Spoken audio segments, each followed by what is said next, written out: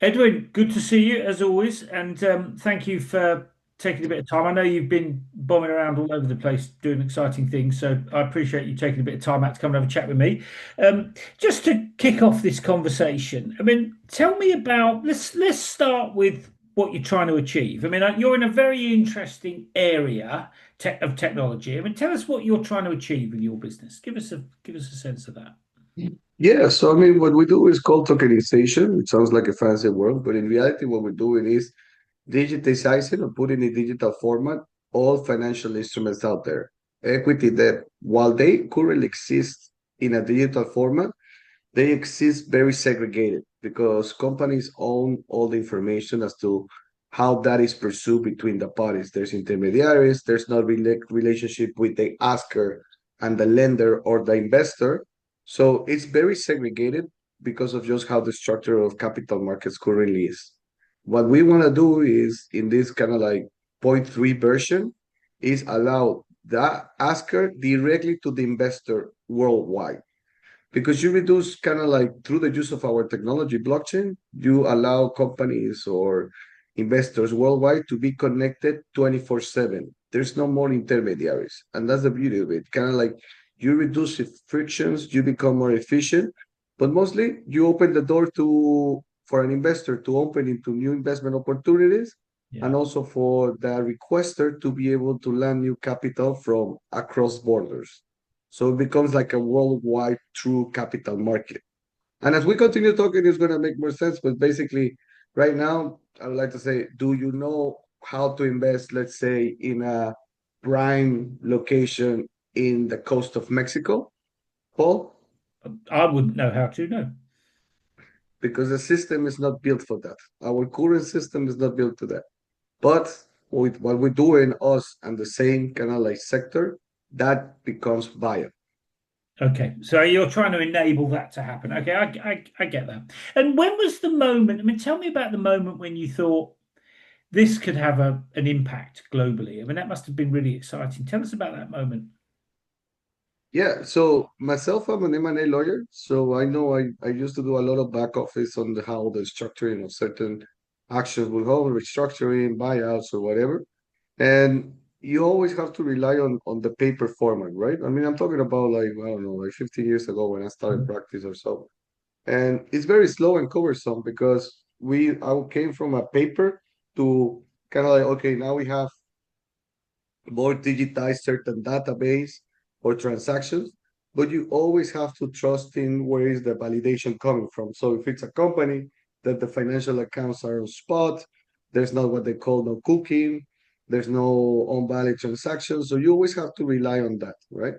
And when I stumbled upon blockchain, which is just one huge ledger, uh, I became in love with it just because you understand who the parties are, where does the transaction coming from. All information is available at all times, and that just allows you to understand better how formats or certain valuations happen. And it's just because of the openness and transparency of the technology. And basically, I thought about kind of like I went from, let's say, paper format to digital contracts, databases, and I thought that this was going to be the next natural evolution of things. And of course, I mean, that transparency creates much more trust, doesn't it? I mean, that's one of the things that strikes me about the situation.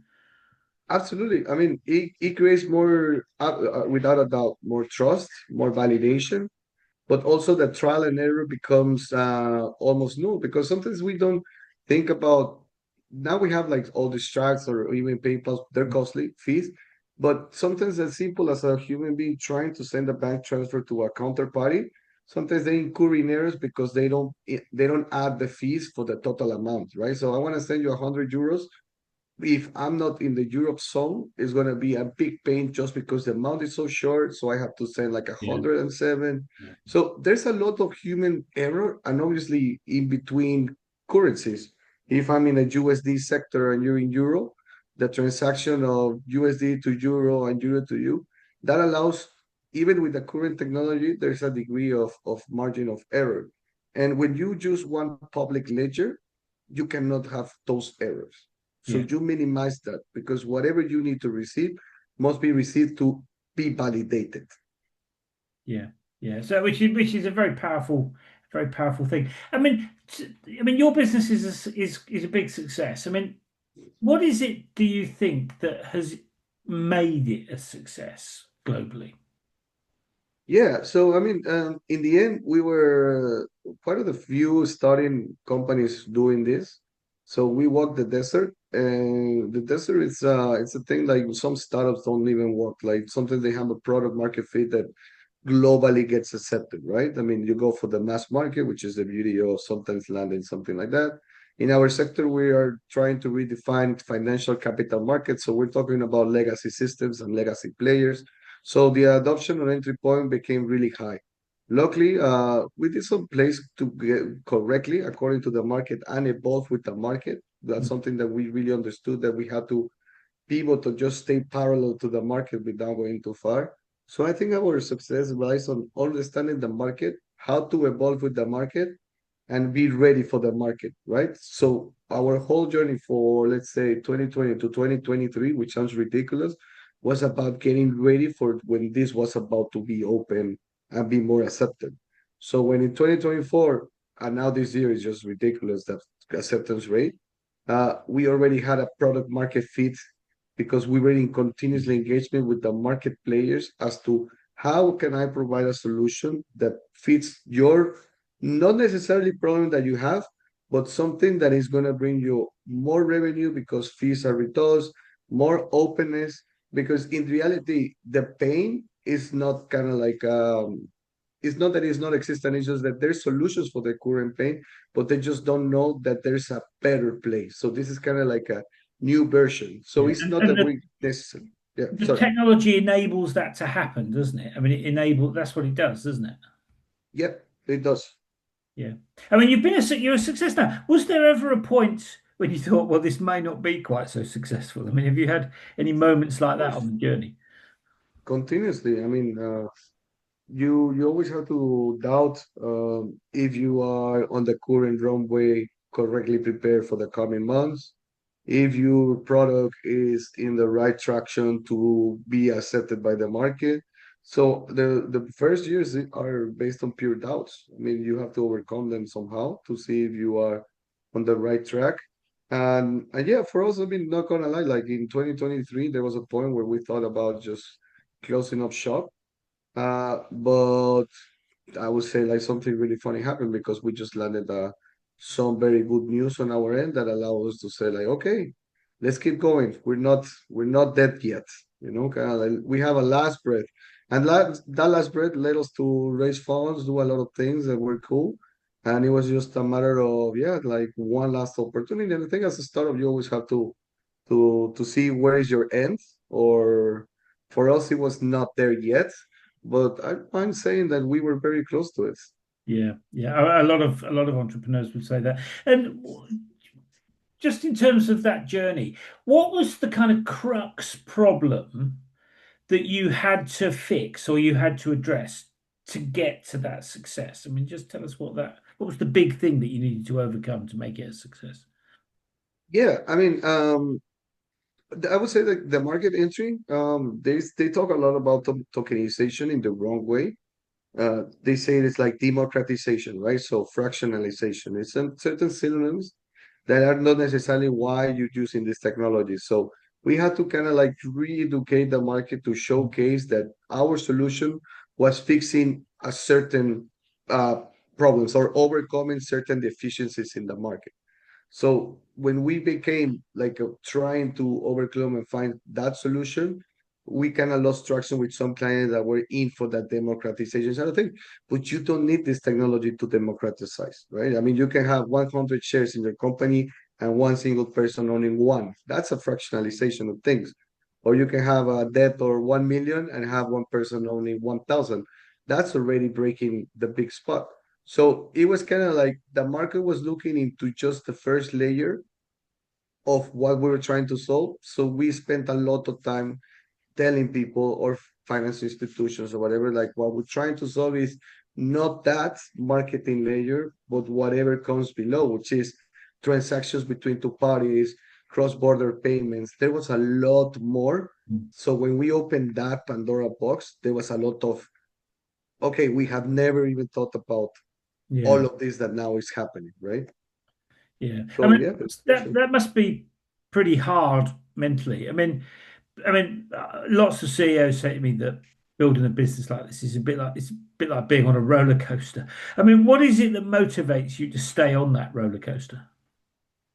Yeah, no, I'm going to say the acceptance rate because once we recouped that in 2024, now we landed clients who our pitch got way better, our website, our messaging, our A/B testing started getting reduced to just A execution because those like 2022 and 2023 when we really wanted to showcase the worth or power of tokenization, we had to go and stumble upon so many different Yeah. formats just to see how could we land the correct message.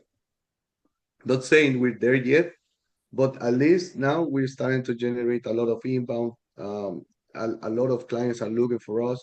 So something happened that we were able to really tick the correct boxes for people to be interested on what it truly is that we are giving away, and they like it. Yeah, yeah, which is great. And was there anything on that that really pushed you out of your comfort zone where you think, oh God, this is going to be really hard? Yeah, I mean, not only the technology, I also survive obviously co-founding situation. Kind of like not every people during the bad years being on top of things because I mean the stability it's a great thing. Kind of like when you're a startup, it's not the same as working for somebody 9 to 6 where that maybe your work is not on the line, right? But when you're a startuper, especially in the validation eras, every day it's make it or leave it, and that takes a toll. So I think also the first years, the co-founding, that's the situation that happened between our internal shareholders that we had to overcome, the market validation. But I'm happy everything like that happened because that gave us will and strength and unity because when the domino effect started cleaning off all these messes, we were able to find our vision and true voice. Yeah. I mean, it's that old thing, isn't it? I mean, what doesn't kill you makes you stronger. I gotta say that saying is actually very, very true. Yeah, yeah. And uh, has your, I mean, tell us about the way the business has evolved from where you started to where you're at now. I mean, presumably it's been through a whole range of different changes, hasn't it? Yes, I think I lost in the connection. Please, could you repeat? I was asking about the way your business has evolved, particularly as you've gone into different markets. Yeah, so it is very funny this one because I think culture matters and it's something that you really put into consideration. So the right messaging for somebody in Europe will not resonate with somebody from LATAM. So you have to, when you expand to new markets, you just make a little bit of analysis to trigger certain points. And our adoption has been higher in LATAM just because the necessity of capital is more expensive than in Europe. There's a lot of variables here in Europe that may allow you to capitalize, but when you talk to certain countries like second or third tier, the conversations are completely different. Mm. And just give us an example of that. I mean, doing business in Germany, for example, very different to doing business in Singapore. I mean, give us just some examples of what you mean when you talk about those differences. Yeah, I mean, yes. So this is like even the salesperson that we put in charge of that inbound is different when it comes from Europe to Latin, just because of the messaging. Mm. And we pray, for example, we do have people in sales from Latin just because it was a coincidence. So when they talk to somebody under their culture, they can talk about certain things that we have witnessed together, and that builds rapport. When you sales, nothing beats rapport. And then when we have in the UAE, we put somebody from our team who's Muslim, and they already can report that Yeah. thought. And in Europe, we all kind of like it doesn't matter. But with certain regions, like the report is something that you don't see until you witness it Mm. and even our website or landing pages is more tailor oriented to certain things that they like. For example, you cannot offer financial instruments per se in the UAE because it's halal, so you have to go with the format of their debt bonds, which is completely different. So just you need to understand that not everybody is looking for the same thing, especially in our sectors. In other ones, Uber will always be Uber, right? There's no doubt. But in other kind of applications, it has to really resonate on that niche for them to understand that that's what they want. Yeah, absolutely. And have you had to deal with any particular ethical or environmental issues that, as you've evolved into different jurisdictions, have you had to deal with stuff like that? No, I think environment is not something that we have had to worry. I know there's a lot of backlash with Bitcoin mining or blockchain Mm. use, but in reality, I think it's also part of the negative marketing that they threw to us. But if people will consider how much you spend on saying hello to your ChatGPT, I think the AI backlash should swallow all of that because a lot of the sectors that we're doing now with blockchain, they're using renewable energy. I mean, they became more environmental oriented just because of the backlash. Mm. But a lot of people don't understand that, for example, how much energy is spent when you go to the supermarket and you pay with your credit card. Like all the banking infrastructure being live 24/7, it's way more, or what we do is 1% of all the energy that it takes for you to have that Mm. big system running. And now you put the AI, that just times 10. So I think the conception of what we do on our sector was just part of the backlash of trying to kill the movement because our movement, even though a bank is never was not, is not an anti-bank. It's just an efficiency between parties. And the Mm. bank is a party. So it was just more of a misunderstanding trying to protect that a lot of negativity was pushed to try to segregate this. But if you ask me now, was it done on purpose? Yes, because now all banks are issuing stable coins, they're using blockchain infrastructure, the biggest funds are running to it. They didn't want to lose power, so they just created negativity while they got on top. And now they're on top. Like right now, a lot of, they don't know, but more, like I think the fifth biggest holder of Bitcoin is BlackRock. Yeah. So Yeah. it's a matter of what was the true purpose of that. Maybe it was the positioning. Yeah. Yeah. I mean, it's part of how things are done now, really. It's changed a lot, hasn't it, really? And in terms of your team, I mean, obviously, I mean, when you go through challenging periods like that, I mean, one of the things is how you keep your team on board and motivated and you know, I mean, what's your take on that? Because it's tough being in a small team and having to deal with all those I mean, all those sorts of issues. I mean, how do you deal with that? How's your take on that as the CEO? Yeah, the first thing as a CEO that you need to understand is that you need to disconnect for X amount of time, like because if not, like your brain gets burned. Like it's like when you go, like if people who do exercise will find it simpler. You don't go to the gym 8 hours straight. Like Yeah, your muscles need to recover, right? But we forget that the brain is a muscle. So yeah, if you're overworking it, there's a point where you just can't do more. So disconnecting, taking your time off, doing your hobbies, enjoying your friends, it's something that at the beginning when you're pursuing your vision, a lot of people don't do it just because we're obsessed with the vision and that can kill you. And the second one that I always like to say is that I enjoy the little wins now because the vision is too broad. Like if you ask me what I want to be, it would always evolve with the evolution of the company or the market. So my vision is never 100. It's always 70 to 100, 70 to, it always starts moving yeah, up and up, yeah, and you forget that like little things are what taking you there. So one thing we're doing now in the company is we congratulate each other on the things that are taking us somewhere. We don't know where that is because it's in a continuous evolution, yeah. but it's definitely something that is taking us to the right, whatever, to the right path, wherever that leads. And it's important, I guess, that people feel they're making progress, isn't it? I mean, I've always felt that. I always like to feel like I'm making progress, and if I don't make progress, I get pretty miserable about it. So it's really important for the team to feel that way, I Yeah, would guess. absolutely. Yeah. And in terms of when you look back at that journey, I mean, I mean, it's a really interesting sector. You've been on a really interesting journey, I think. I mean, what would you say you've learned along the way? What are the big things that you've learned along the way? Yeah. So again, just saying free time and little wins. That's what I learned.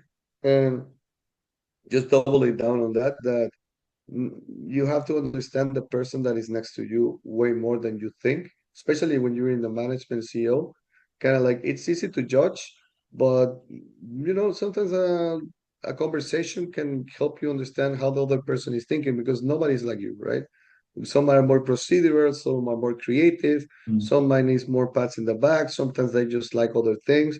So you really have to understand who you're playing in because I think the only thing that matters for a CEO or a manager is not for your job, is for you to make your team the best because that makes you the best, right? So Yeah. why would you have 5 persons underneath you that you don't understand or you don't like and you don't think they're working for you when you can try to work yourself into making that 5 persons the best team, even though the similarities or differences, because that also is going to fill you up. That's going to benefit you because this is how you grow, But it's not by five like you.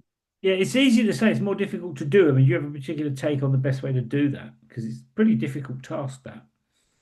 I think it's quite simple because everybody just likes to be heard. I learned that by asking questions, you learn you meet the person. Yeah. Yeah. And it's really important as well to pay attention to other people's views, isn't it? Yeah, absolutely. Yeah. And I mean, when you think about the things that you've done, I mean, what are you most proud of? What's the achievement that you're most proud of so far? Yeah, so I have a couple of achievements I like to do because from a regulatory point of view, we have been able to let's say not modify the law because that not yet happened, but our approach has been taken by the market as to how to tokenize, right? So we have fed the market with correct information as to what has been done, not only at the private level but at the public level because we have sit down with regulators, we have done all of these things. So as a lawyer myself, one of the biggest things is kind of like to create doctrine, right? Doctrine is the use case that is going to be taught in the future, which fit Mm. how that sector works. So from a legality point of view, creating doctrine for me it's a great success. Not only mine, but from a legal team of us, the internal. So it's not my success; it's actually their success. But that's kind of like one of the biggest things. And the other things is, yeah, we're a team of 35 with 13 different nationalities. We're super diverse, and I like it. I like going to work with it's so different. And then Yeah. people say like, how did you manage to do that? I have no clue. It just happens. We have a cool thing that we're catching Pokemons. Like when somebody open a new job, they're like, we just make sure it's from a different country because it tends to happen. Like we don't even know how that happened, but Yeah. Barcelona is super diverse. So I think that what we do on the tokenization sort of thing, it's very cool. Sitting with financial is very cool. But I think leaving us a little bit of legacy doctrine, something that can be looked into the future as to how we created that.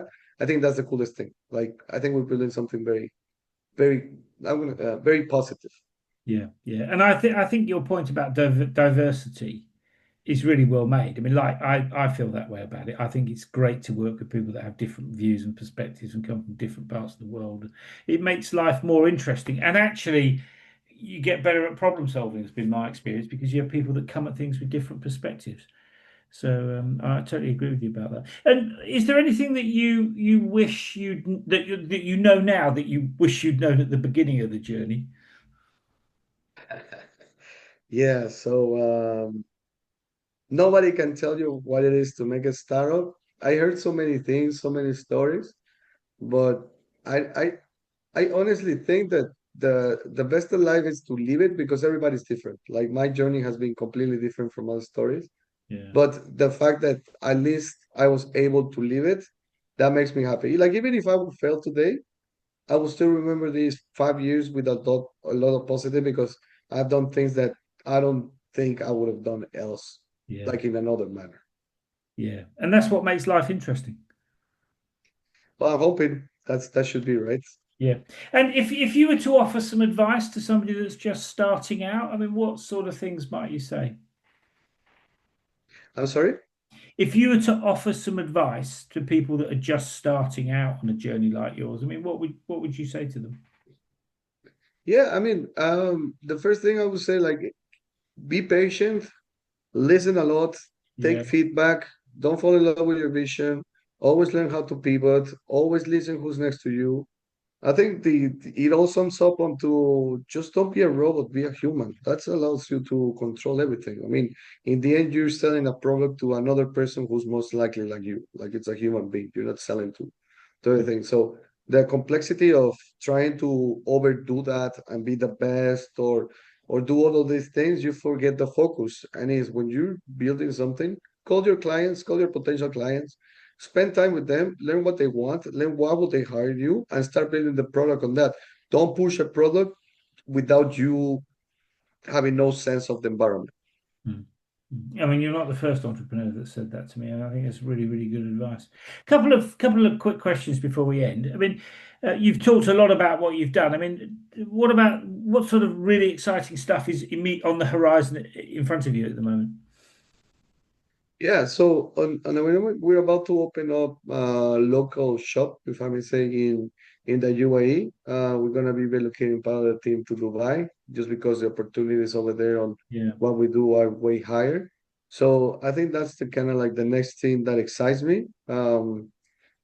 Because it's the complete unknown. Like we feel very confident in Barcelona with the team, how we explore from this. But I also think that sometimes getting out of your comfort zone reboots new ideas, right? yeah, So I'm yeah, hoping that through this move, uh, something will happen with Bricken. I don't know what, I'm not expecting, but I'm pretty sure that it's going to be a positive journey if we're able to understand what's happening during the whole process. yeah, yeah. No, I think that sounds really exciting. Actually, going into a new jurisdiction, doing new things. I mean, I'm sure it will. You're sure you'll come away with lots of new ideas.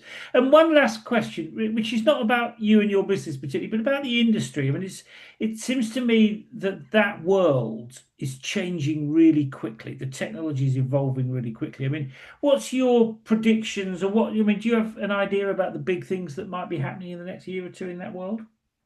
Yeah, I think the old world and the new world is going to emerge because, like, for example, I was in when I was working with paper and you had to go with digital contracts. I remember people say, "Oh, but a digital contract is not valid."